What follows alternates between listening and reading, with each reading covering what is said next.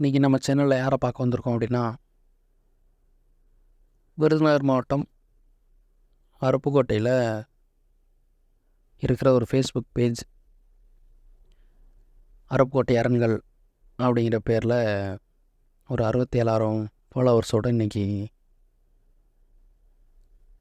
இருக்கிற ஒரு ஃபேஸ்புக் பேஜில் இருக்கிற அட்மின்ஸை பற்றி தான் இன்றைக்கி பார்க்க போகிறோம். அட்மின்ஸ் எத்தனை பேர் இருக்காங்க, அவங்க என்னெல்லாம் பண்ணுறாங்க, சமூக ஊடகங்கள் இன்றைக்கி வெறும் பொழுதுபோக்காக மட்டுமே தான் போயிட்டுருக்கு. அப்படி இல்லாமல் சமூகத்துக்கான ஒரு மாற்றமாக இவங்க கொண்டு போயிட்டுருக்காங்க. அதை பற்றி நம்ம இன்றைக்கி கொஞ்சம் அவங்க அட்மின்ஸ்டே கேட்டு தெரிஞ்சுப்போம். இப்போ அருப்புக்கோட்டை அரண்களில் இருக்கிற ஒவ்வொருத்தரை பற்றியுமே ஒரு சின்ன இன்ட்ரோ பார்த்துடலாம். நான் உங்கள் நேம்? என் பேர் தனபாலன். நான் வந்து எம்பிஏ முடிச்சிருக்கேன். என்ன ப்ரொஃபஷன், என்ன ஒர்க் பண்ணுறீங்க? இப்போ நான் பிஸ்னஸ் தான் ஒர்க் பண்ணிக்கிட்டு இருக்கேன். நம்ம அருப்புக்கோட்டை தான். எத்தனை நாளாக இந்த பேஜில் இருக்கீங்க? அட்மினா இருக்கு எத்தனை நாளாக? அட்மினா வந்து ஒரு 8 months. 8 months. ஓகே. இந்த பேஜ் ஆரம்பித்த புதுசில் நீங்கள் உள்ள இல்லை? ஸ்டார்டிங் டைமில் அதுக்கப்புறம் நான் அரண்களோட இது பிடிச்சி தான் நம்ம டைம் ஒதுக்கி அரண்களுக்காக ஸ்பெண்ட் பண்ணிட்டு. அது ஒரு டீம் ஒர்க் தான் எல்லாமே. ஒரு இது. இப்போ அந்த பேஜில் எத்தனை பேர் இருக்காங்க உங்களுக்கு தெரியுமா? எத்தனை பேர் இருக்காங்க, எத்தனை பேர் பேக்ரவுண்டில் எத்தனை பேர் இருக்காங்க? அது இவ்வளோதான், கவுண்ட்ஸ்லாம் கிடையாது. சரி சரி. அது கனெக்ஷன் வந்து ரொம்ப பெருசு தான் அரண்கள் பொறுத்தவரையும். இங்கே உட்காந்துருக்கிறவங்க அப்படிங்கிறது ஒரு கோர் டீம் அப்படின்னு நீங்கள்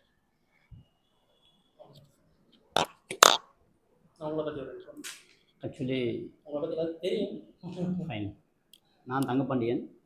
நான் அட்வொகேட்டாக இருக்கேன். நான் 2012 இண்டிவிஜுவல் ப்ராக்டிஸில் இருக்கேன். அது வரைக்கும் நான் ஹைகோர்ட்டில் இருந்தேன். 2007 நான் அட்வொகேட்டாக இருக்கேன். 2012 நான் நம்ம ஆஃபீஸ் இண்டிவிஜுவல் ப்ராக்டிஸில் இருக்கேன். ரெண்டாவது, நான் படித்தது சென்னை லா காலேஜ்.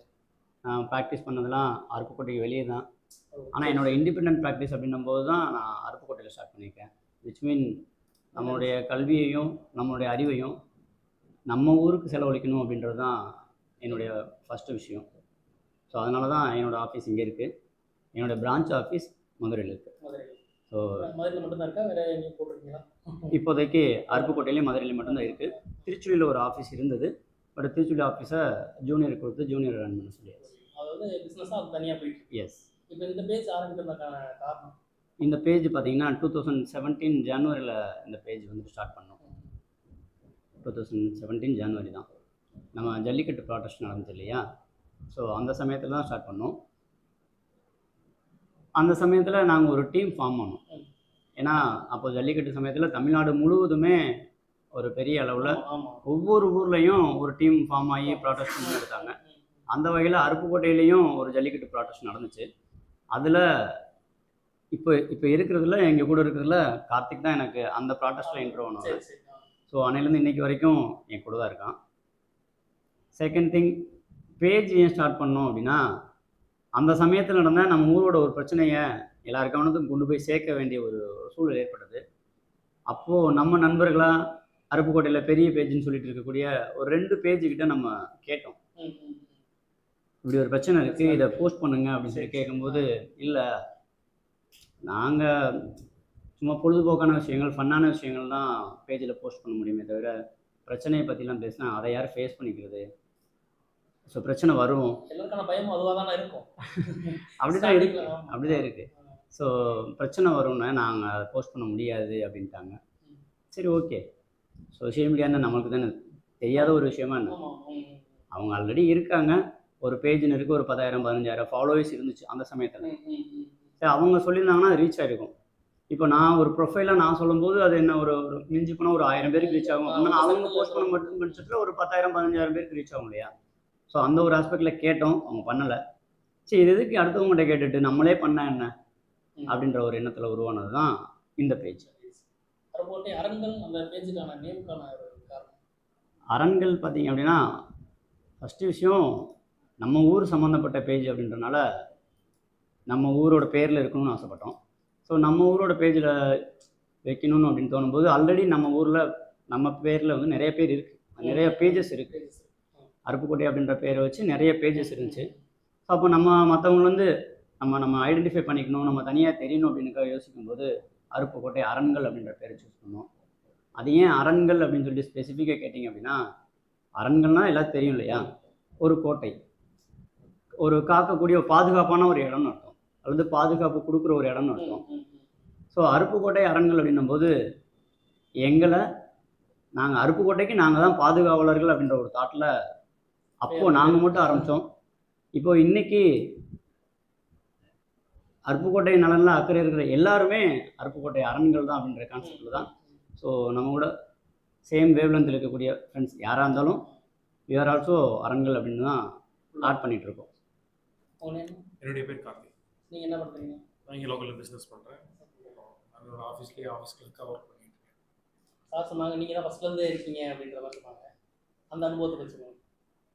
2017 ஜல்லிக்கட்டு ப்ரொட்டஸ்ட் நடந்தது எல்லாருக்கும் தெரியும். ஸோ ஃப்ரம் அந்த ஜல்லிக்கட்டு ப்ரொட்டஸ்ட்டில் தான் நான் என்னோட ஃபஸ்ட் டைம் மீட் பண்ண சான்ஸ் எனக்கு கிடச்சிது. அன்னையிலேருந்தே அவர் எல்லாருமே என்ன சொல்ல பிஸ்னஸ் மைண்டடாக நிறைய பேர் அந்த இடத்துல பார்க்க முடிஞ்சது. அந்த ப்ரொட்டஸ்ட்லேயே நிறைய பேர் பிஸ்னஸ் மைண்டடாக பார்க்க முடிஞ்சது. முழுக்க முழுக்க அந்த ப்ரொட்டஸ்ட் எதுக்கு பண்ணுறோன்னு ஒரு லீட் பண்ணி கொண்டு போனது எனக்கு தெரிஞ்ச ஒருத்தர். நிறைய பேர் கொண்டு போனாங்க, அதில் எனக்கு தெரிஞ்ச பரிச்சயமாக இருந்தது இவரும் ஒருத்தர். நம்ம ஊரில் இப்போ 2வது பேஜ்னு ஒன்று ஆரம்பிக்கும் போது பிஸ்னஸ் மைண்டாக தான் ஆரம்பிப்பாங்களா? பேஜ்ன்றதே அப்படி தான், ஃபேஸ்புக்லேயும் சரி இன்ஸ்டாவில் யூடியூப்ல வரைக்குமே, இன்க்ளூடிங் நான் இப்போ ஆரம்பித்தது முதல்ல அப்படி தான். அப்படியே சமூக நோக்கத்தோட ஒருத்தர் வர்றாருன்றது வந்து இப்போ குறைஞ்சிருச்சு. அது குறைஞ்சிட்டு இப்போ சொன்ன மாதிரி ஆரம்பிச்சு நாளைக்கு இதை பற்றி பேசணும், சமூகத்தை பற்றி ஒன்று பேசணும், பிரச்சனைன்னு ஒன்று வரும். இப்போ வரையும் சொல்லியிருப்பார். அப்போ நீங்கள் அதை எப்படி அக்செப்ட் பண்ணி விடுவாங்க? இப்போ வரைக்கும் பேஜ் ஓப்பன் பண்ணி 7 வருஷம் ஆயிடுச்சுன்னு நினைக்கிறேன். இந்த பேஜ் ஆரம்பித்ததுக்கான ஃபஸ்ட்டு ரீசன் ஒன்று சொல்லிடுறேன். இங்கே இன்னும் அருப்புக்கோட்டையிலேயே நிறைய டீம்ஸ் வந்துருக்காங்க, நிறைய ஆர்கனைசேஷன்ஸ் இருக்காங்க.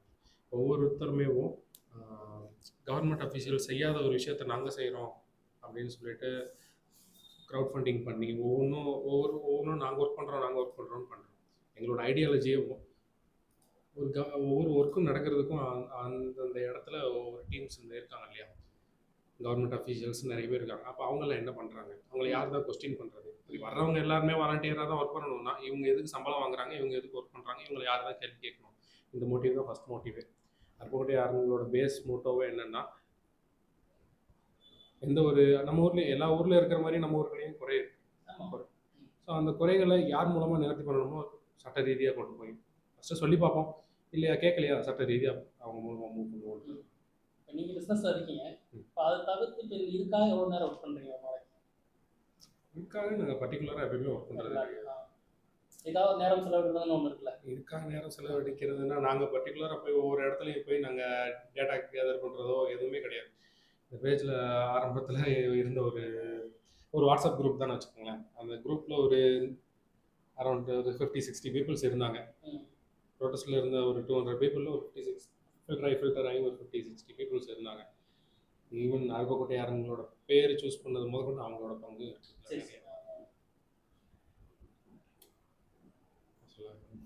இப்போ எப்படி போயிட்டு இருக்கீங்க? 56 பேர் ஏதாவது இருந்தாங்க, இப்போ இருக்காங்க 65,000 ஃபாலோவர்ஸ் இருக்காங்க. நமக்கு தனியாக வாட்ஸ்அப் குரூப் இருக்குது, டிஸ்கஷன்ஸ் குரூப் இருக்குது. வாட்ஸ்அப்பில் பார்த்தோம் அப்படின்னா ஜென்ரலாக நியூஸ் கலெக்ட் பண்ணுறதே நம்மளுடைய அருப்புக்கோட்டை அரண்கள் அப்படின்ற வாட்ஸ்அப் குரூப்பில் தான் எடுக்கணும். பிகாஸ் எல்லோரும் என்ன நினைப்பாங்கன்னா, எப்படி இவங்க எல்லோரும் வேலை பார்க்குறாங்க, எப்படி ஒரு ஸ்பாட்லேருந்து போய் நியூஸ் எடுக்கிறாங்க, எப்போ போய் நியூஸ் எடுக்கிறாங்க அப்படின்ற மாதிரிலாம். பட் நிறைய பேருக்கு தெரியாத ஒரு விஷயம், அரண்களில் வரக்கூடிய செய்திகள் எல்லாமே அரண்கள் ஃபாலோவர்ஸ் கொடுக்குற செய்தி தான். ஆமாம், நம்ம தனிப்பட்ட முறையில் போய் எடுக்கிற நியூஸஸ் இருக்குது, அது ரொம்ப ஸ்பெசிஃபைடாக இருக்கும். இருந்தாலும் நம்ம பீப்புள்ஸ் கொடுக்குற நியூஸை ஒன்ஸ் கிராஸ் செக் பண்ணிவிட்டு நம்ம பண்ணுவோம், பேஜில் போடுவோம். பிரபு என் பேர், நான் பிஸ்னஸ் பண்ணிட்டு இருக்கேன். இந்த பேஜில் எப்போ உள்ள வந்தீங்க? நம்ம இருந்து வெளியே இருந்து அண்ணன் சொன்ன மாதிரி ஃபாலோவர்ஸாக தான் இருந்தோம். இப்போ கொஞ்ச நாளாக வந்து உள்ளே இருந்து ஃபுல்லாக இறங்கி பார்த்துட்டு. அதை பற்றி நீங்கள் என்ன நினைக்கிறீங்க? இப்போ இந்த பேஜோட ஃபாலோ பண்ணும்போது வேறு மாதிரி இருந்துருவோம், சரி உள்ளே வந்ததுக்கப்புறம் என்ன மாதிரி இருக்குது? அரண்கள் டீமோட டெக்னிக்கல் ஸ்டாஃப் அவர் போய் சொல்கிறாரு, அவர் அதை காட்டிக்க மாட்டார்.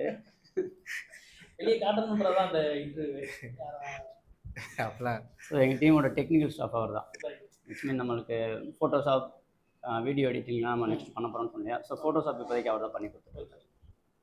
இப்போ இந்த ஃபோட்டோஷாப் ஒர்க் பண்ணுறீங்க, இப்போ பேஜ்க்காக தனியாக பண்ணுறீங்க, நீங்கள் இண்டிவிஜுவலாக பண்ணிட்டு இருக்கீங்க. ஆமாம். இந்த பேஜ்க்காக என்ன ஸ்பெஷலாக என்ன பண்ணுறீங்க? நிறையா பண்ணியிருக்கேன். அது சென்சார் பண்ணிட்டாரு, வெளியே ரிலீஸ் பண்ணாமலே இருக்கு. அப்போ தலைமை முடிவு வந்து நீங்கள் எடுக்கிற முடிவு தானே? அப்படி இல்லை அப்படி இல்லை, it's a team work. Team work. So decision அப்படின்றது பார்த்தீங்க அப்படின்னா மேக்ஸிமம் வந்துட்டு ஒரு டீம் ஒர்க்கில் போட்டு தான் கன்க்ளூஷனுக்கு இருப்போம். சில நேரங்களில் மோனோபோலியாக பண்ண வேண்டியிருக்கும். உங்கள் பேர்? பாலாஜி பிரசாத். நீங்கள் எந்த இந்த ஊர்? அர்போல். நீங்கள் என்ன பண்ணுறீங்க? ஆண்டர்பிரினர்ஷிப் பண்ணிட்டு பிஸ்னஸ் பண்ணிட்டு எல்லாமே ஒரு பிஸ்னஸ் பண்ண பீப்புள் தான் இருக்கும். நான் டூ இன் ஒன் பிஸ்னஸும் பண்ணுறேன், ஒர்க் ஷாப் வச்சுருக்கேன். ஓகே. ஆட்டோமேஷன். இப்போ பேஜில் இருக்கிறது வந்து நம்ம மொத்த டீமே இவ்வளோதானா இல்லை நிறைய பேர் இருக்காங்க? இல்லை பிரதர், அதான் சொல்கிறோம் இல்லையா, நாங்கள் டிஸ்கஷன் அப்படின்றதுக்கு நாங்கள் ஒரு டீம் வச்சுருக்கோம். நம்மளுடைய வெல்விஷர்ஸ் எல்லாமே அங்கே இருப்பாங்க. அது நேர போட்டு ஒரு 50 to 60 பீப்புள்ஸ் இருக்காங்க. ஓகே. ஸோ அதில் பெரியவங்களும் இருக்காங்க, நான் வெளியே என்னோடய ஃபேஸ் தெரிய வேண்டாம், என்ன சொல்லிக்க வேண்டாம் அப்படின்னு சொல்லக்கூடிய பீப்புள்ஸ் இருக்காங்க. ஸோ நீங்கள் சடனாக கேட்டதுனால லோக்கலில் இருக்கிறதெல்லாம் ஆர்கனைஸ் பண்ண முடிஞ்ச நபர்கள். நம்மளோட இன்ஃபேக்ட் எதுக்கு இப்போ வர சொன்னோன்னு கூட எங்களுக்கு தெரியாது. திடீர்னு உள்ள சரி வாங்கடா ஆஃபீஸ் வாங்க, ஒரு 5 o'clock ஆஃபீஸ் வாங்கன்னு சொன்னே வந்துட்டாங்க. ஸோ எதுக்காக இன்றைக்கி வந்திருக்கோம், மீட் பண்ணுறோம். ஏன்னா இது ரெகுலராகவே நாங்கள் மீட் பண்ணுற விஷயம். ஆஃபீஸ் வாங்கினா வந்துடுவாங்க. ஸோ நீங்கள் வரீங்கிற விஷயத்த அவங்களுக்கு சொல்லிக்கல. இப்போ நம்ம பேஜ் ஆரம்பிச்சு இப்போ அரௌண்ட் 7 years கம்ப்ளீட்டட். அந்த பேஜ் ஆரம்பித்த நோக்கம் என்னவா இருக்கு? இப்போ எப்படி போயிட்டு இருக்கு? நல்லா போயிட்டுருக்கு. அதான் கார்த்திக் சொன்னோம் இல்லையா, விச் மீன் இப்போது உதாரணத்துக்கு இப்போ இந்த வெளியில் வந்துட்டு குப்பைகள் கிடக்குன்னு வச்சுக்கோங்க. ரோட்டு மேலே வந்துட்டு ரொம்ப நாளாக குப்பையே க்ளீன் பண்ணாமல் கிடக்கு. நம்ம ஊரில் வாலண்டியர்ஸ் என்ன பண்ணுவாங்க அப்படின்னா, வாங்க இன்றைக்கி இந்த இடத்துக்கு வாங்க, நம்ம சார்பில் நம்ம அந்த குப்பைகளை க்ளீன் பண்ணுவோம் அப்படின்னு சொல்லிட்டு அவங்களுடைய டீமில் ஒரு வாட்ஸ்அப் குரூப்பில் வந்துட்டு ஒரு மெசேஜை பாஸ் பண்ணுவாங்க. அந்த மெசேஜை பார்த்துட்டு ஒரு 10 பேர் வந்துடுவாங்க. ஸோ அவங்க வாலண்டியர்ஸாக அதை க்ளீன் பண்ணுறாங்க. உண்மையிலே பெரிய விஷயம் அது. ஸோ அவங்க க்ளீன் பண்ணுவாங்க. அதை இன்றைக்கி களப்பணியாக இந்த இடத்துக்கு போகணும், இதை சுத்தம் பண்ணிட்டு வந்தோம் அப்படின்னு சொல்லிட்டு அது ஒரு நம்மளுக்கு ஒரு செல்ஃப் சாட்டிஸ்ஃபேக்ஷனுக்காக அதை பண்ணுறாங்க இல்லையா. பட் அரண்களோட கான்செப்ட் என்னென்னா, அதை யார் பண்ணணுமோ அவங்கள பண்ண வைக்கணும். ஆமாம், குப்பை கிடக்குன்னா நான் என் வீட்டுக்கு நான் வேலை பார்க்கணும், என் ஆஃபீஸ்க்கு என்னை நம்பி கேஸ் கொடுத்துருக்க கிளைண்ட்டுக்கு நான் ஒர்க்கு பார்க்கணும். ஸோ எனக்கு ஃபேமிலி ரெஸ்பான்சிபிலிட்டி இருக்குது, என்னோடய கிளைண்ட் ரெஸ்பான்சிபிலிட்டி இருக்குது. இதோடு சேர்த்து நான் ஊரில் ஒரு வேலையை அதை செய்கிறதுக்குன்னு ஸ்பெசிஃபிக்காக ஆள் இருந்தும் அதையே நான் செய்யணும். அப்போ அதே நேரத்தில் அதை செய்ய வேண்டியவங்கள செய்ய வைக்கலாம்ல அப்படின்னு அந்த கான்செப்டில் ஃபார்ம் பண்ண ஒரு டீம் தான் அரண்கள். ஸோ அதன்படிக்க அதுக்காக இருக்கிற எல்லா விஷயத்துக்கும் அப்படிலாம் இல்லை. நம்ம எடுத்து கையில் எடுத்து குப்பத்தொட்டியில் போடுற ஒர்க்குன்னா நம்ம பட்டு போயிடுவோம். ஆனால் இதுவே ரெகுலராக இருக்குது, ஒரு குப்பை தொட்டி இல்லாமல் இருக்குது அப்படின்னா இந்த இடத்துல ஒரு குப்பை தொட்டி இருக்கணும். ஸோ குப்பை தொட்டி வைங்க அப்படின்னு சொல்லிட்டு முறைப்படியாக நம்ம பேஜில் போஸ்ட் போடலாம் செகண்டரி திங் தான். நாம் பீயிங் அஸ் அன் அட்வொகேட் அப்படின்ற முறையில் லீகல் ப்ரொசீடிங் தெரியும், எந்த ஒரு விஷயத்தை எங்கே அப்ரோச் பண்ணணும், who is the concern authority அப்படின்றது தெரிஞ்சதுனால நம்ம எப்போவுமே லெட்டர் ஒர்க்காக பண்ணிடுவோம். ஒரு மனுவாக வந்துட்டு இந்த இடத்துல ஒரு குப்பை தொட்டி வந்துட்டு தேவையாக இருக்குது, குப்பை தொட்டி வைங்கன்னு சொல்லி ஃபஸ்ட்டு ஒரு கோரிக்கையை கொடுப்போம். அதில் அவங்க நடவடிக்கை இல்லாத பட்சத்தில் தான் வித் ப்ரூஃபோட இந்த இடத்துல குப்பை தொட்டினா நல்லாயிருக்கும், இது சம்மந்தமாக புகார் கொடுத்துருக்கோம், இன்றைக்கி வரைக்கும் இதில் எந்த ஒரு நடவடிக்கை எடுக்காமல் இருக்காங்க அப்படின்னும்போது இன்றைக்கெலாம் கோர்ட்டுக்கு பயப்படுறதுக்கு, தங்களுடைய மேலதிகாரிகளுக்கு பயப்படுறதுக்கு விட சோசியல் மீடியாவுக்கு தான் அதிகாரிகள் பயப்படுறாங்க. அந்த ஒரு கான்செப்டில் தான் ஸ்டார்ட் பண்ணோம். இன்றைக்கி இருக்கிற சோசியல் மீடியா பெருசாக தான் இன்றைக்கி இருக்குது. எஸ், இப்போ நம்ம அறுபட்டு 4-5 மீடியா இருக்குன்னு நினைக்கிறேன், ஃபேஸ்புக் பேஜில் இருக்குது. அது வந்து தனியாக தெரியணும் அப்படிங்கிறக்காக பெருசாக அது மெனக்கெடுறீங்களா இருக்காங்க, இல்லை உங்களோட இப்போ வேலையே இதுதானா? இல்லை, எங்களுடைய வேலையே இதுதான்னா நான் முதல்ல சொன்னேன் இல்லையா, சமூக ஆர்வம் அப்படின்றது என்னுடைய குடும்பம், என்னுடைய தொழில், இதுகளுக்கு அப்பாற்பட்டு எனக்குன்னு ஒரு சாட்டிஸ்ஃபேக்ஷன் இருக்கணும் இல்லையா, செல்ஃப் சாட்டிஸ்ஃபேக்ஷன். இந்த ஊருக்கு நம்ம என்ன பண்ணியிருக்கோம் அப்படின்ற அந்த ஒரு அக்கறையில் பண்ணக்கூடிய ஒரு விஷயந்தான். ஸோ முதல்ல ஸ்டார்டிங்கில் எங்களோட வேலைகளோடு சேர்த்து இதை பண்ணிகிட்டு இருந்தோம். ஸோ இப்போது அரண்களுக்குன்னு ஸ்டாஃபாக இவங்க 2 பேரும் இப்போ அரண்களுடைய அஃபீஷியல் ஸ்டாஃபாக இருக்காங்க. விச் மீன் அஃபீஷியல் அட்மின்ஸ் வேறு. இவங்க பார்க்குற வேலையை போட்டுட்டு இவங்க வந்து எனக்கு வேலை இருக்குது, எனக்குன்னு ஒரு இன்கம் சோர்ஸ் இருக்குது. பட் இவங்க ஃபுல் டைமாக உள்ளே வராங்கன்னா இவங்களுக்கு உண்டான இன்கம் சோர்ஸை ஸ்பாயில் பண்ணிட்டு வராங்க இல்லையா. ஸோ அந்த இன்கம் சோர்ஸை நீங்கள் எங்கேருந்தே நான் ப்ரொவைட் பண்ணுறேன் அப்படின்னு சொல்லிட்டு இப்போதைக்கு அரண்கள் எங்களுடைய சொந்த செலவில் இவங்க 2 பேருக்கு சேலரி கொடுத்து அரண்கள் ஸ்டாஃபாக இருக்காங்க. அதே மாதிரி எல்லாருக்குமே என்ன கேள்வியாக இருக்கும் அப்படின்னா, அவங்களுக்கு என்னப்பா இத்தனை ஃபாலோவர்ஸ் இருக்காங்க, அவங்களுக்குன்னு ஒரு வருமானம் வரும் இந்த பேச்சுக்காக அப்படின்னு ஒரு எண்ணம் இருக்குது. அதை இப்போ நீங்கள் இன்றைக்கி வரைக்கும் அரண்களில் நாங்கள் ₹1 கூட வருமானம் பார்த்தது கிடையாது. ஈவன் எங்களால் வருமானம் பார்க்க முடியும், வருமானம் பார்க்கக்கூடிய சூழல் இருந்தும் நாங்கள் பார்க்கல. நிறைய பேர் வந்துட்டு அட்வர்டைஸ்மெண்ட் பண்ணுங்கள், நாங்கள் பே பண்ணுறோம், பெய்டு அட்வர்டைஸ்மெண்ட் பண்ணுங்கன்னு சொல்கிறாங்க. நாங்கள் இன்றைக்கி வரைக்கும் பெய்டு அட்வர்டைஸ்மெண்ட் பண்ணதில்லை, தொட்டதில்லை. ஈவன் நாங்கள் பலரை ப்ரமோட் பண்ணியிருக்கோம். ஒரு ஹோட்டல் போகிறோம், நல்லா இருக்கா, இந்த ஹோட்டல் நல்லா இருக்குது அப்படின்ற விஷயத்த சொல்லியிருக்கோம். ஏன்னா குறைகளை சுட்டி காட்டுற நம்ம நல்ல விஷயங்களையும் சுட்டி காட்டணும்ல. ஈஸியாக வந்து இருந்து பேசிடுறோம், அது ஈஸியான வேலை தான். கண்டிப்பாக அது பாராட்டுறது யாரும் பாராட்ட மாட்டாங்க. ஸோ அதையும் நம்ம பண்ணிடுவோம். நீங்களே இருக்கீங்க, நாங்கள் உங்கள்கிட்ட ஒரு கஸ்டமராக வந்தேன் அப்படின்னா உங்களுடைய ஒர்க் எனக்கு சாட்டிஸ்ஃபைட்னா நீங்கள் எனக்கு ப்ரொமோட் பண்ணுங்க நீங்கள் சொல்ல வேண்டியதில்லை. பிரதர் இருக்கார், ஸ்ரீனி இருக்கார், ஸ்ரீனிவாஸ் ஸ்டுடியோன்னு சொல்லிட்டு ஒரு ஸ்டுடியோ இருக்குது, போய் பாருங்கள் நல்லா பண்ணுறாரு அப்படின்னு சொல்லி நாங்களே சொல்லிடுவோம். இப்போ அதுதான் ஒரு கேள்வியாகவும் இருக்கும். இப்படின்னா இப்போ இது உங்களை மட்டும் ப்ரொமோட் பண்ணுறாங்களேன்னு ஒரு கேள்வி வரும். எஸ், அப்போ அது பெய்டா இல்லையான்னு ஒரு கொஸ்டின் அங்கேயும் வரும். அப்போ அதுக்கு நீங்கள் என்ன? அதான் நாங்கள் சொல்கிறோம் பிரதர், நான் உங்ககிட்ட ஒரு ஒர்க்கை நான் வந்துட்டு கன்சியூம் பண்ணியிருக்கேன், ஐ எம் சாட்டிஸ்ஃபைடு. நாங்கள் தான் நீங்கள் சரியாக பண்ணலைன்னா தான் உங்கள் கழுவி ஊற்றிடுவோமே. அதான் சொல்கிறேன், அங்கேயே வந்து நம்ம பாராட்டவும் செஞ்சிடலாம், நல்லா கண்டிப்பாக நல்லா இல்லைன்றது. செகண்ட் திங், நாங்கள் குறைகள் சொல்கிறது வந்துட்டு மேக்ஸிமம் தனிநபர்களுடைய குறைகளை சொல்ல மாட்டோம். அரண்களுடைய இதில் நீங்கள் ஃப்ரம் பிகினிங்லேருந்தே பார்த்தீங்கன்னா தெரியும், பொதுமக்களுக்கும் அரசாங்கத்துக்கும் இடையில கூடிய ஒரு பிரச்சனையில் பொதுமக்கள் எங்கெல்லாம் பாதிக்கப்படுறாங்களோ அந்த இடத்துல பொதுமக்கள் சார்பாக இருந்து அரசாங்கத்தை தான் கேள்வி கேட்டுருமே ஒழிய 2 தனிநபர்களுக்கு இடையில இருக்கக்கூடிய பிரச்சனையை நம்ம ஒருபோதும் பேசினதே கிடையாது. இப்போ மக்கள் வந்து உங்களை தொடர்பு கொள்ளணும் அப்படின்னா எப்படி வந்து மக்கள் கான்டாக்ட் பண்ணுறாங்க? அரண்களே வந்துட்டு என்னுடைய ஃபோன் நம்பர் அரண்களே டிஸ்பிளேல தான் இருக்குது. அதுக்கப்புறப்பட்டு எல்லாருமே இன்றைக்கி அரண்களில் மெசேஜ் பண்ணாலே என்னோடய வாட்ஸ்அப்புக்கு வந்துடும். அரண்கள் மெசேஞ்சரில் மெசேஜ் பண்ணாலும் இவங்க யாராவது வந்துட்டு ரெஸ்பான்ஸ் பண்ணிடுவாங்க. நான் அவைலபிலிட்டியாக இருக்கும்போது நானும் ரெஸ்பான்ஸ் பண்ணிடுவேன். இப்போ பொதுமக்கள் ஒன்று சொல்கிறாங்க அப்படின்னா சொன்ன உடனே டக்குன்னு அதை போட்டுறக்கூடாது. கண்டிப்பாக பண்ண மாட்டோம். நீங்கள் ஒரு செக் பண்ணுறீங்க, கிராஸ் செக் பண்ணிட்டு தான் பண்ணுவோம். அது பொய்யா இருக்கும் பட்சத்தில் நீங்கள் என்ன ஆக்ஷன் எடுப்பீங்க? அதில் ஆக்ஷன் எடுக்கிறதுக்கு என்ன இருக்குது, அதை ஒமிட் பண்ணிவிட்டு வேலையை பார்த்துட்டு இருக்கோம். வேலையை பார்த்து அதான் அவங்களுக்கு தனியாக இண்டிவிஜுவலாக அது என்ன பிரதர் இருக்குது, அந்த மாதிரி வந்து அது வரைக்கும் நிறைய பொய்யான தகவலில் வரும். அதாவது என்னென்னா, ஒரு வாட்ஸ்அப் மெசேஜ் வரும், ஒரு பிளட் நீடே வச்சுக்கோங்களேன், இந்த மாதிரி ஒரு கர்ப்பிணி பெண்ணுக்கு வந்துட்டு இந்த ஆஸ்பத்திரியில் பிளட்டு தேவைன்னு சொல்லிட்டு ஒரு மெசேஜ் வரும். அதை பார்த்தோன்னே பேஜுக்கு ஃபாலோ பண்ணிட்டு ஆனால் கொஞ்சம் அரேஞ்ச் பண்ணுங்கன்னு அனுப்பும். அப்படி கேட்குறவங்ககிட்ட மொதல் கேள்வியே அதில் கான்டாக்ட் நம்பர் இருக்குல்ல, வெரிஃபை பண்ணிங்களா, இந்த நீடு உண்மை தானான்னு வெரிஃபை பண்ணிங்களா. அது போன மாதம் போட்ட ஒரு நீடாக இருக்கும், நேரம் குழந்தை பிறந்து அவங்க டிஸ்சார்ஜ் ஆகி வீட்டுக்கு போயிருப்பாங்க. பட் அது தெரியாமல் அந்த மெசேஜ் ஃபார்வர்ட் ஆகி சுற்றிட்டே இருக்கும். ஸோ நம்மளுக்கு ஒரு மெசேஜை கன்வே பண்ணுறாங்கன்னா, அதுவும் எஸ்பெஷலி இந்த மாதிரி நீடு சம்மந்தமான போஸ்ட்டில் முதல்ல அதில் இருக்க கான்டாக்ட் நம்பருக்கு நீங்கள் வெரிஃபை பண்ணுங்கள், வெரிஃபை பண்ணிவிட்டு நீங்கள் சொல்லுங்கன்னு தான் சொல்லுவோம். ஸோ நம்ம போடும்போதுமே வெரிஃபைடுன்னு போஸ்ட்லேயே வந்து வெரிஃபைடுன்னு ஒரு டேக்லைன் போடுவோம். அப்போ தான் அதை பார்க்குற அடுத்த நபர்களுக்கு அது ஒரு நம்பகத்தன்மையாக இருக்கணும்.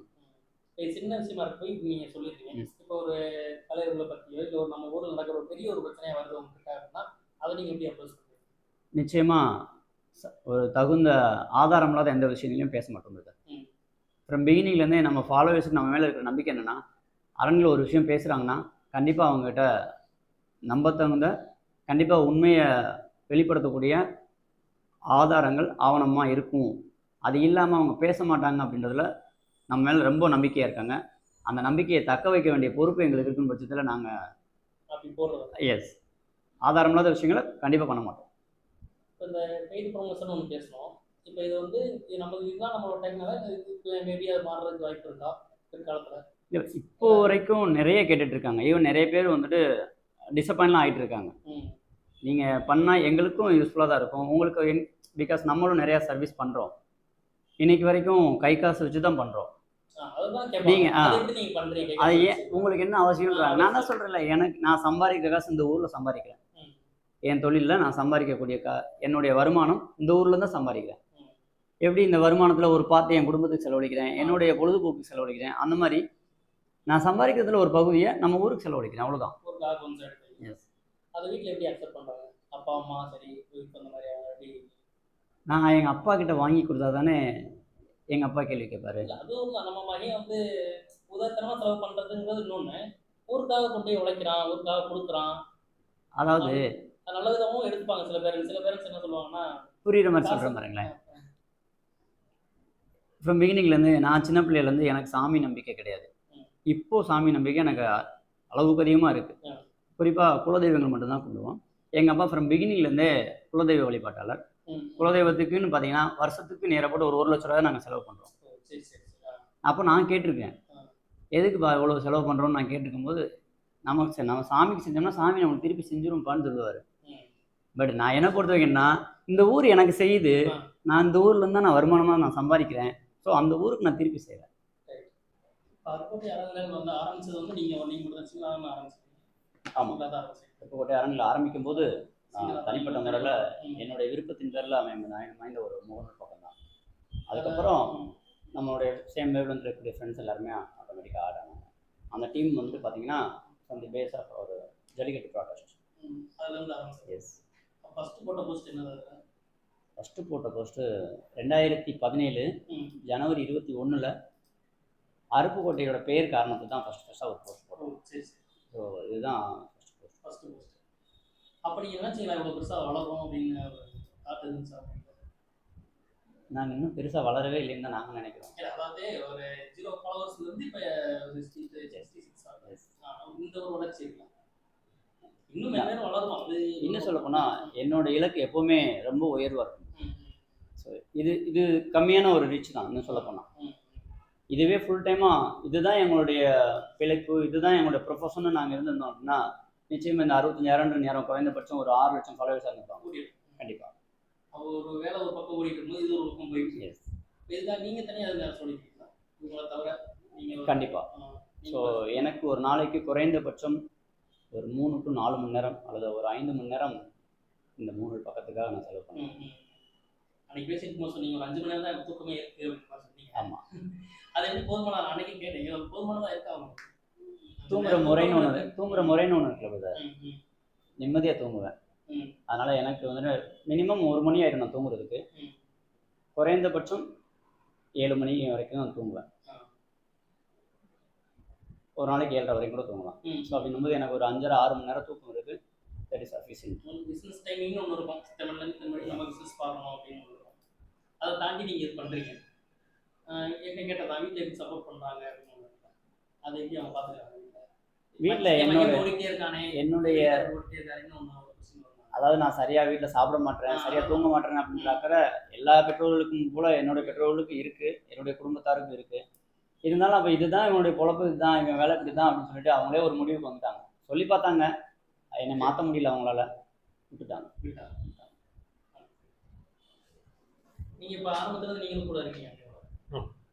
அந்த அண்ணே சொன்னார் ஃபஸ்ட்டு போஸ்ட் நான் இதான் போட்டேன். அப்போ இருந்தே கூட இருக்கீங்களா இல்லை அதுக்கப்புறம் தான் எப்போ இருந்தால் என்ன? ஆக்சுவலாக ஜல்லிக்கட்டு ப்ரோட்டஸ்ட் ஆரம்பித்த நாள்ல இருந்தே நான் எனக்கு அவரோட அறிமுகம் கிடைச்சது அங்கேருந்து தான். ஃப்ரம் டே ஒன்றுன்றது எனக்கு அதில் இருந்து தான். அதுக்கப்புறம் உட்காந்து ஒரு வாட்ஸ்அப் குரூப் ஏற்கனவே சொன்னேன் இல்லையா, வாட்ஸ்அப் குரூப் ஃபார்ம் பண்ணோம். அது வந்து நிறைய டிஸ்கஷன் போச்சு. டிஸ்கஷன் போனதுக்கப்புறம் ஒரு பேஜை அதை வந்து மாற்றலாமான்னு கேட்டோம். ஒரு பேஜாக மாற்றும் போது தான் ஏற்கனவே இருந்த பேஜஸ் கிட்ட ஒப்பீனியன் கேட்டிருந்தோம். ஒப்பீனியன் கேட்டதுக்கு ஜஸ்ட் ஒரு ஃபன்னான போஸ்ட், ஊரோட பெருமைகளை மட்டும் பேசுகிற ஒரு போஸ்ட் பண்ணுற ஒரு பேஜாக மட்டும்தான் நாங்கள் இருக்கோம். நம்ம அதுக்கு மேலே வந்து போக வேண்டாம் அப்படின்றது அவங்களோட பாயிண்ட் ஆஃப் வியூவும் அவங்களோட சஜஷனுமே அதுவாக தான் இருந்தது. ஸோ நம்ம பேஜ் எதுக்கு ஸ்டார்ட் பண்ணுறோங்கிறது அதுக்கடுத்து பேச ஆரம்பித்து ஃபைனல் பண்ணி பேஜ் ஆரம்பித்தோம். இன்னைக்கு வரைக்கும் அதுக்கான முறையில் தான் நடந்துகிட்ருக்கோம். நாங்கள் போஸ்ட் வந்து இங்கே எல்லாருமே நாங்கள் அட்மினாக எத்தனை பேர் இருக்கோமோ எல்லாருமே இண்டிவிஜுவலாக போஸ்ட் பண்ணுவோம். அதை லீட் பண்ணுறதுன்னு அவர் தான் லீட் பண்ணுவார். காரணம் என்னென்னா, அரண்கள் ஒரு போஸ்ட் போடுறாங்க அப்படின்றபோது அது ரிட்டர்ன் பேக் அதை டெலிட் பண்ணுறதோ இல்லைன்னா யாருக்கும் பயந்துக்கிட்டு நாங்கள் அந்த போஸ்ட்லாம் போடல அப்படின்னு இன்றைக்கி வரைக்கும் நடந்தது கிடையாது. நம்ம போடுற ஒரு 2 வரி போஸ்ட்டாக இருந்தாலுமே அதில் இருக்கிற தகவல் வந்து உண்மைத்தன்மை 100% இருக்கணும்னு நினைக்கிறேன். இப்போ இந்த ஒன்று நடத்துகிறோம் அப்படின்னா இதில் ஒரு பாலிட்டிக்ஸ் சப்போர்ட்டோ இல்லை ஒரு விஐபி சப்போர்ட் அந்த மாதிரி உங்களுக்கு இருந்துட்டா இல்லை இப்போ இருக்கா? சண்டைக்கு வேணால் வந்திருக்காங்க, அப்படியே சப்போர்ட்டுன்னு யாரும் வந்தது. இப்போ அப்படி இல்லாமல் தனியாக நான் நடத்துகிறோம்ல, இதனால் பிரச்சனைகள் வருது, வரும் பிரச்சனைகள் பிரச்சனை வரும். அதை எப்படி ஃபேஸ் பண்ணுறீங்க? ஸோ பிரச்சனை எதில் தான் இல்லைன்னு நினைக்கிறீங்க? ரோட்டில் நடந்து போகிறோம், கல் தடுக்க கூட வாய்ப்பு இருக்குது, அதுக்காக நடந்து போகாமல் இருக்க முடியுமா என்ன? வண்டி ஓட்டுறோம், விபத்து நடக்க வாய்ப்பு இருக்குது, அதுக்காக வண்டி ஓட்ட முடியுமா? வண்டி ஓட்டாமல் இருக்குமா என்ன? ஸோ பிரச்சனை எல்லா இடத்துலையும் தான் இருக்குது. இதில் என்ன விஷயம் அப்படின்னா, நீங்கள் கேட்ட கேள்வியிலே பதில் இருக்குது. நாங்கள் யார்? இந்த ஊருக்கு நடக்கக்கூடிய தவறுகளை தட்டி கேட்கணும். அரசு அதிகாரிகள் அல்லது அரசியல்வாதிகள் நம்ம மக்களை வந்துட்டு எந்த வகையில் சிரமப்படுத்துகிறாங்களோ அதை வந்துட்டு கேள்வி கேட்கணும்னு நினைக்கும் போது, அப்போ எங்கள் மேலே கோவப்படுறவங்க யாராக இருப்பாங்க?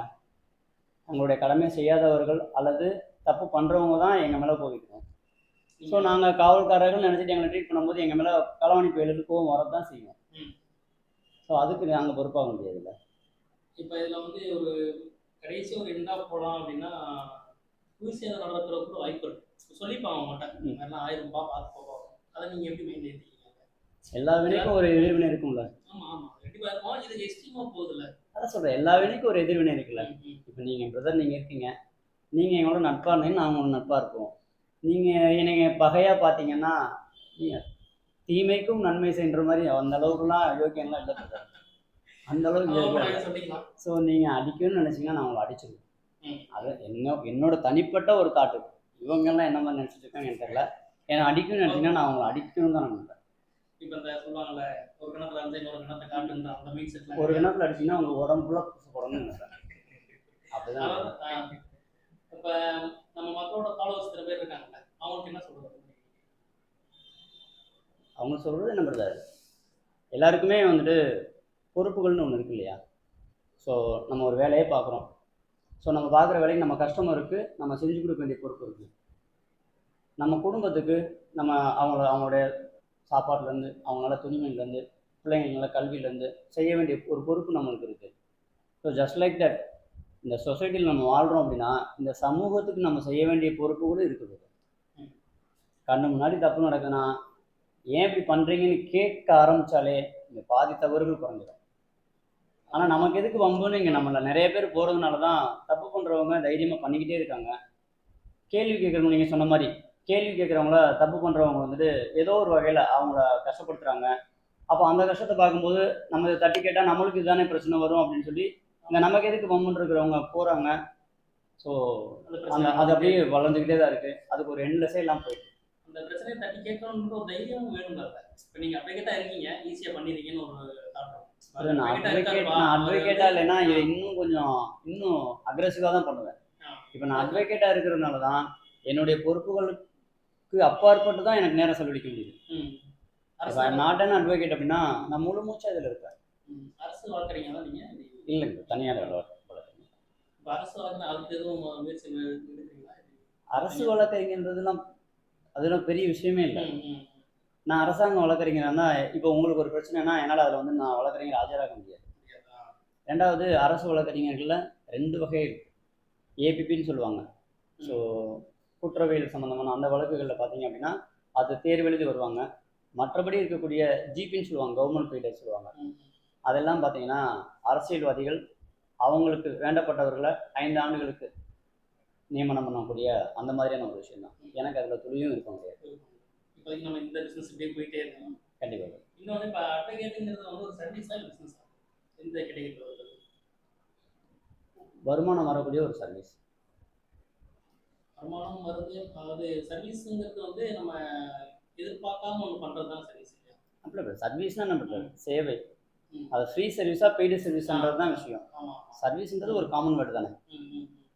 இல்லை அது ஒரு காசு வந்துருச்சுனாலே பிஸ்னஸ் மாறிடலாம். எல்லாமே காசுக்காக தானே பிரதர் போகுது.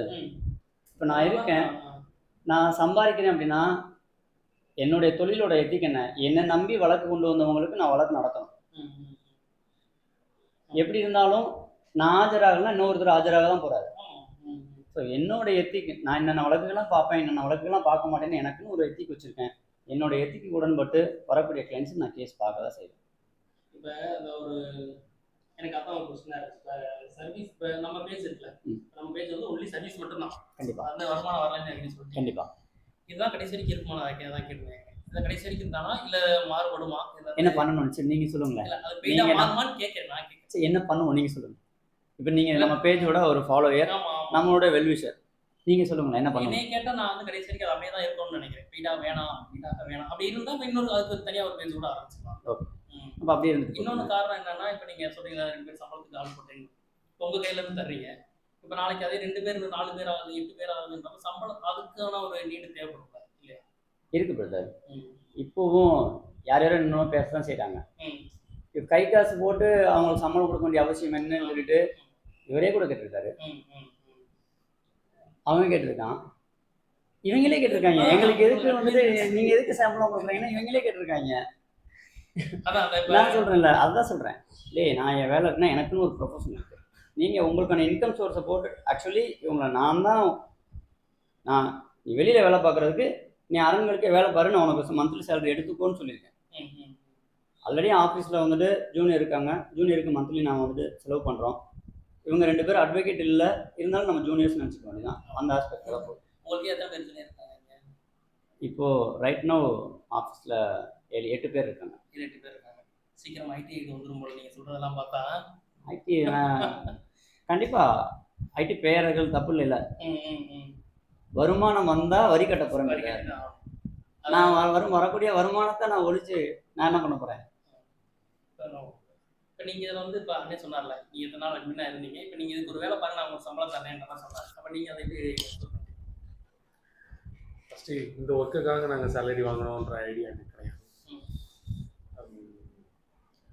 அவர் சொன்ன மாதிரி இதே கொஸ்டின் தான் நாங்களும் கேட்டோம். எனக்கு இந்த சோஷியல் ஒர்க்கு வெறும் சோஷியல் ஒர்க்கு, ஒரு சோஷியல் மீடியா ஒர்க்கு அப்படின்ற போது இதுக்கு எதுக்கு? இது நம்ம 10ஓட 11 பார்க்குற வேலை தானே.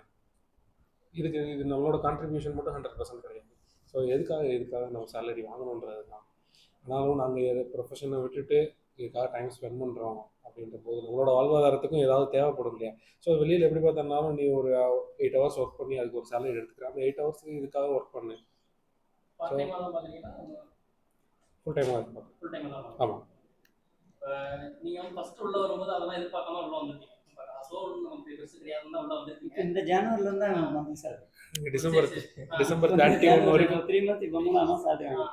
லாஸ்ட் டிசம்பர் 31 வரைக்குமே எனக்கு இதை பற்றின ஐடியாவே எனக்கு கிடையாது. ஆக்சுவலாக நான் வந்து ஜாப்காக ஃபாரின் போகிற ஐடியாவில் இருந்தேன்.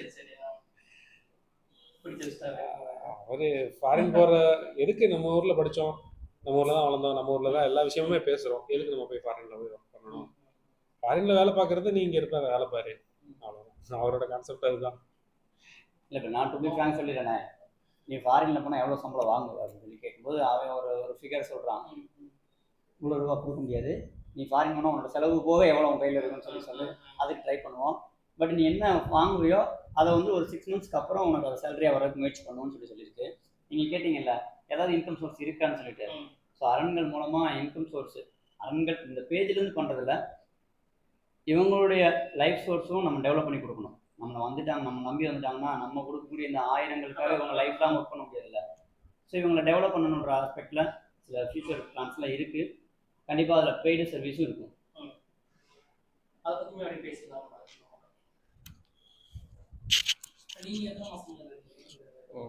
ஆஃப்டர் கோவிட் தானே 2020 ஆஃப்டர் கோவிட் அண்ணனான ஒரு விஷயத்தை இன்ட்ராக்ட் ஆகிறோம். ஸோ அப்போ வந்து அண்ணன் பழக்கம். ஸோ அப்போ வாரங்களில்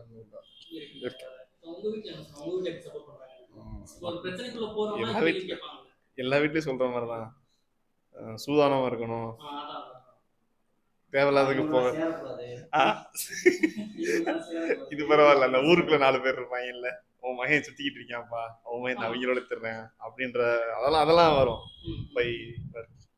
ஸோ அதெல்லாம் கண்டுக்காம போயிடுறோம். ஜஸ்ட் போகிற போக்கில் விஷயம் கண்டென்ட் ஏதோ ஒரு விஷயம் சிக்கிச்சு அப்படின்னா ஃபோட்டோ எடுத்து ஜஸ்ட் ஃபஸ்ட் திங் அதான். அதுக்காக பக்கத்தில் சொல்கிறாங்க, வீட்டில் சொல்கிறாங்க, நமக்கு ஒரு சாட்டிஸ்ஃபேக்ஷன் இருக்கும். நான் சொன்ன செல்ஃப் சாட்டிஸ்ஃபேக்ஷன் ஒன்று இருக்குல்ல, இதை மாற்ற முடியுமா, அருப்புக்கோட்டில் இதெல்லாம் நடக்குது, இத்தனை வருஷமாக பார்க்குறோம், இதெல்லாம் மாற்ற முடியுமா அப்படின்றத ஒரு ஃப்ராக்ஷன் ஆஃப் செகண்ட் ஒரு ஃபோட்டோவில் மாற்றிடலாம். சிம்பிள். நிறைய விஷயங்கள் மாறி இருக்கு, ஏன் மாறணும், நிறைய விஷயங்கள் மாறி இருக்கு.